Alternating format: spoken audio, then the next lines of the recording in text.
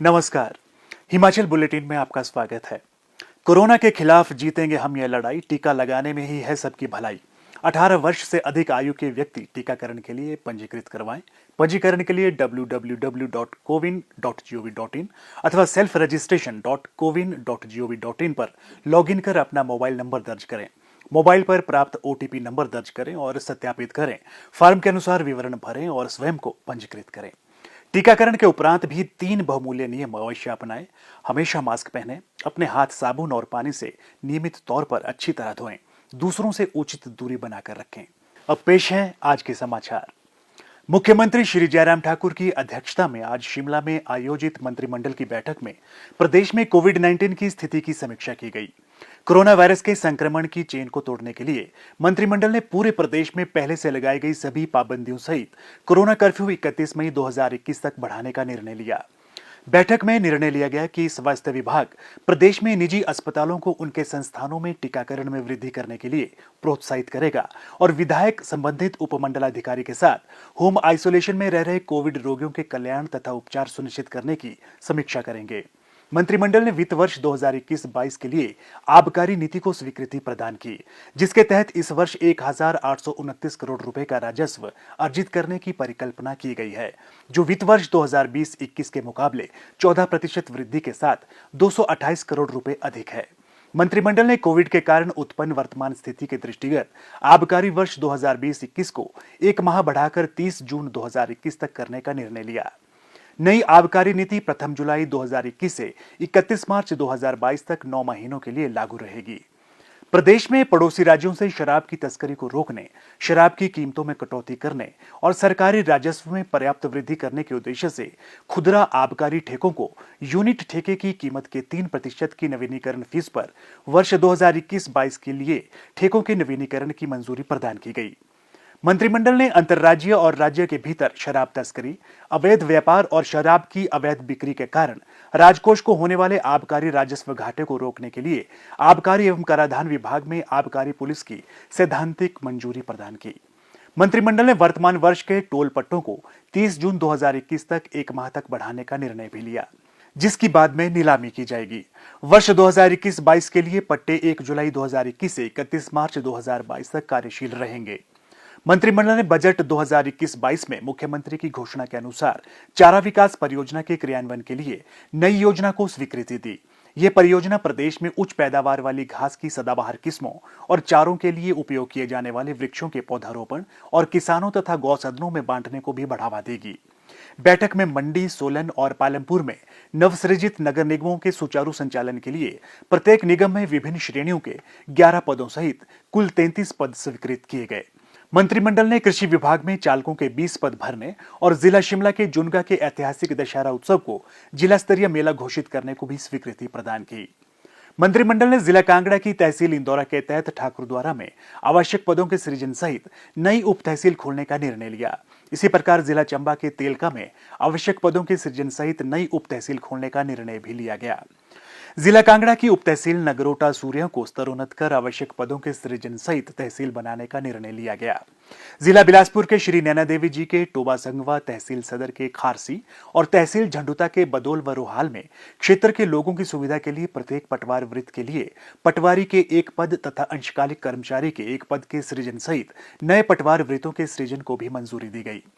मंत्रिमंडल ने जिला सिरमौर के सराहा में लोक निर्माण विभाग का नया मंडल और गगल शिकोर में लोक निर्माण विभाग का नया उपमंडल खोलने को मंजूरी प्रदान की। सराहा 2 तथा गगल शिकोर में इन कार्यालयों के लिए आवश्यक पदों के सृजन सहित 2 नए सेक्शन खोलने को मंजूरी प्रदान की गई। मंत्रिमंडल ने कांगड़ा जिला के सुलह विधानसभा क्षेत्र में नया राजकीय फार्मेसी महाविद्यालय खोलने और इसके संचालन के लिए आवश्यक पद सृजित करने का निर्णय लिया। मंत्रिमंडल ने 6 राजकीय चिकित्सा महाविद्यालयों में विशेषज्ञ स्वास्थ्य सेवाएं प्रदान करने के लिए सीधी भर्ती द्वारा एसोसिएट और असिस्टेंट प्रोफेसर के 34 रिक्त पद भरने को स्वीकृति प्रदान की। मंत्रिमंडल ने आईजीएमसी शिमला में जनरल मेडिसिन विभाग के र्यूमेटोलॉजी सेल में असिस्टेंट प्रोफेसर का 1 पद सृजित करने और भरने को स्वीकृति प्रदान की। मंत्रिमंडल ने लोगों की सुविधा के लिए आईजीएमसी शिमला और doctor Rajendra Prasad medical college Tanda में नेफ्रोलॉजी विभाग में प्रोफेसर, एसोसिएट प्रोफेसर और असिस्टेंट प्रोफेसर के 5 पद भरने की अनुमति दी। मंत्रिमंडल ने क्षेत्र के लोगों की सुविधा के लिए कांगड़ा जिला में doctor Rajendra Prasad medical college Tanda में 4 करोड़ 28 लाख रुपए की लागत से सीटी स्कैन 128 स्लाइस मशीन खरीदने की अनुमति प्रदान की। मंत्रिमंडल ने कांगड़ा जिला के प्राथमिक स्वास्थ्य केंद्र गढ़ जमुला को सामुदायिक स्वास्थ्य केंद्र में स्तरोन्नत करने की स्वीकृति प्रदान की। सोलन जिले के प्राथमिक स्वास्थ्य केंद्र पट्टा महलो को सामुदायिक स्वास्थ्य केंद्र में अपग्रेड करने का भी निर्णय लिया गया। कांगड़ा जिले के नागरिक अस्पताल देहरा में क्षेत्र के लोगों की सुविधा के लिए 5 नए पद सृजित कर चिकित्सकों की संख्या 9 से बढ़ाकर 14 करने का भी निर्णय लिया गया। मंत्रिमंडल ने क्षेत्र के लोगों की सुविधा के लिए जिला सोलन के धर्मपुर स्थित 6 बिस्तर क्षमता वाले सामुदायिक स्वास्थ्य केंद्र को 50 बिस्तर क्षमता वाले सामुदायिक स्वास्थ्य केंद्र के रूप में स्तरोन्नत करने का निर्णय लिया गया और लोगों की सुविधा के लिए जिला मंडी के स्वास्थ्य उपकेंद्र तत्तापानी को संविधार कंदरेरी में स्थानांतरित करने को भी मंजूरी दी। मुख्यमंत्री श्री जयराम ठाकुर ने आज शिमला से जिला कांगड़ा के पालमपुर उपमंडल के परौर में कोविड-19 रोगियों के लिए मेकशिफ्ट अस्पताल का लोकार्पण किया। प्रथम चरण में इस अस्पताल में 250 बिस्तर की क्षमता होगी। इस अवसर पर मुख्यमंत्री ने इस मेकशिफ्ट अस्पताल के लिए प्रदेश सरकार को भूमि प्रदान करने के लिए राधा स्वामी सत्संग ब्यास का आभार व्यक्त किया। उन्होंने कहा कि राधा स्वामी सत्संग ब्यास के स्वयंसेवी रोगियों और उनके परिजनों को भोजन प्रदान करेंगे, जो कि मानवता की महान सेवा है। उन्होंने कहा कि कोविड-19 के रोगियों का बेहतर उपचार सुनिश्चित करने के लिए इस मेकशिफ्ट अस्पताल के सभी बिस्तरों के साथ ऑक्सीजन आपूर्ति उपलब्ध है। श्री जयराम ठाकुर ने कहा कि प्रदेश सरकार कोविड-19 रोगियों का समय पर पता लगाने पर बल दे रही है ताकि उन्हें समय पर उपचार प्रदान किया जा सके। राज्य सरकार यह भी सुनिश्चित कर रही है कि रोगियों को कोविड अस्पतालों और कोविड देखभाल केंद्रों में उचित और समय पर उपचार मिले। उन्होंने कहा कि यह संतोषजनक है कि गत दिनों के दौरान कोविड के रोगियों की ठीक होने की दर 83% पहुंच गई है। उन्होंने कहा कि सरकार ये सुनिश्चित करेगी कि होम आइसोलेशन में रह रहे रोगियों से लगातार संपर्क बनाया जाए ताकि उनके स्वास्थ्य मानकों की निगरानी की जा सके और उनका उचित उपचार किया जा सके।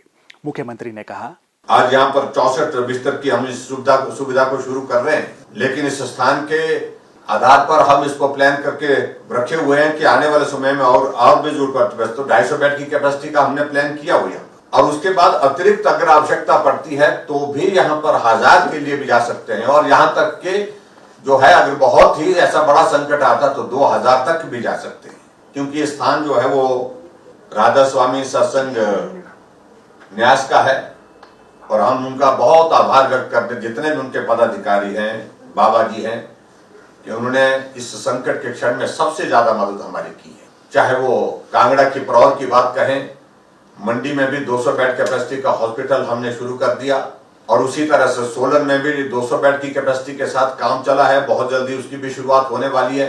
लोगों को भोजन कराने की बात अगर वहां पर इन्होंने कहा कि हम उसमें मदद करेंगे, सही मायने में इस बात को मैं कह सकता हूँ कि बहुत बड़ा पुण्य का काम है और उम्मीद करता हूँ लोगों के जीवन बचाने के लिए ये सुविधा जिसको आज हम समर्पित कर रहे हैं और लगभग 65 बिस्तर के साथ आज शुरुआत हो रही है, तो ये बहुत कामयाब होगी और लोगों का जीवन बचाने में हम इसमें सफल होंगे। और मैं उम्मीद करता हूं कि ये कोविड का संकट आदरणीय प्रधानमंत्री नरेंद्र भाई मोदी जी के नेतृत्व में जिस तरह से पूरे भारत में हैंडल किया जा रहा है, टैकल किया जा रहा है, हम निश्चित रूप से हिमाचल प्रदेश में इसमें हम सफल होंगे। केंद्र ने हमको हर संभव मदद की है, चाहे वो ऑक्सीजन की हमारी अलॉटमेंट बढ़ाने की बात थी, 15 मीट्रिक टन से 30 मीट्रिक टन कर दिया है और हमने 40 के लिए भी कह रखा है, अगर जरूरत पड़ेगी 40 भी देने के लिए मान गए हैं। हमको हिमाचल प्रदेश में जो गैस के ऑक्सीजन के सिलेंडर उपलब्ध कराने के लिए उसमें भी मदद की है।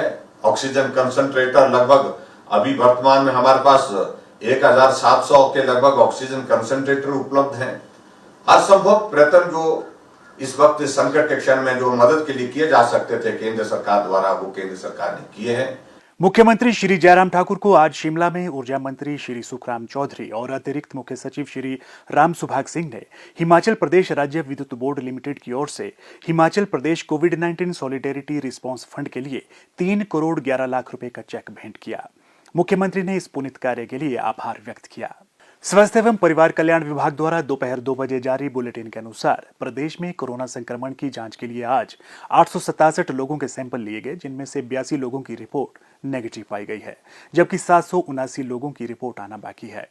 अभी तक 18,30,732 लोगों की जांच की जा चुकी है, जिनमें से 16,50,527 सैंपल की जांच नेगेटिव पाई गई है।